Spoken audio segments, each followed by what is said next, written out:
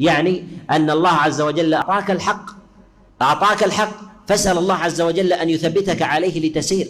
الناس يرون الحق كما تراه أنت، لكن لا يوفقون إلى الهداية. من الناس من هم علماء ولكن لا يوفقوا إلى العمل بعلمهم الذي هم فيه، ومن الناس من علمهم في ذلك قليل ولكن يوفقون للعمل بالقليل. إذن العبرة بتحصيل الحق أم بالقناعة والإيمان والعمل به؟ العبرة بالعمل به. ولهذا الذين ضلوا في الأرض منذ أو من أولهم إبليس وأنزله الله عز وجل ومن جاء بعد ذلك، ألا يعرفون الحق؟ يعرفون الحق.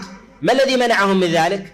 منعهم من ذلك أنهم اعتمدوا على قيستهم وآرائهم في ذلك، فحرموا الله عز وجل التوفيق والسداد.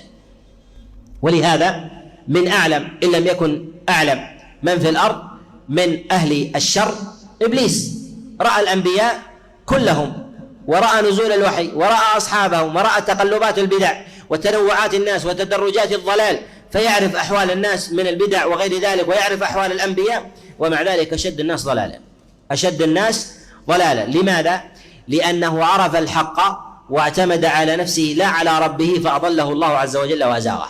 ولهذا النبي صلى الله عليه وسلم حينما قال المؤمن القوي خير وأحب إلى الله من المؤمن الضعيف، قال استعن بالله ولا تعجز، استعن بالله سبحانه وتعالى، لا تستعن على بنفسك وتتكل عليها من جهة حفظك ودرايتك ومعرفتك وعلمك. ولهذا رسول الله صلى الله عليه وسلم دعاؤه في قيام الليل، دعاء النبي عليه الصلاة والسلام في قيام الليل كما جاء في الصحيح من حديث أبي سلمة عن عائشة عليه رضوان الله تعالى أن النبي صلى الله عليه وسلم كان يدعو ويستفتح صلاته في قيام الليل: اللهم فاطر السماوات والأرض عالم الغيب والشهادة، اللهم رب جبرائيل وميكائيل وإسرافيل.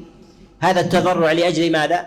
أنت تحكم بين عبادك فيما اختلفوا فيه، اهدني لما اختلف فيه من الحق بإذنك. تضرع نبي يظنه الإنسان لو لم يكن حديثا أن هذا الرجل في متاهة من صحراء أو نحو ذلك، ولكنه دعاء نبي أدرك مقدار عظمة الله سبحانه وتعالى من جهة توفيق العباد وسلب توفيقهم.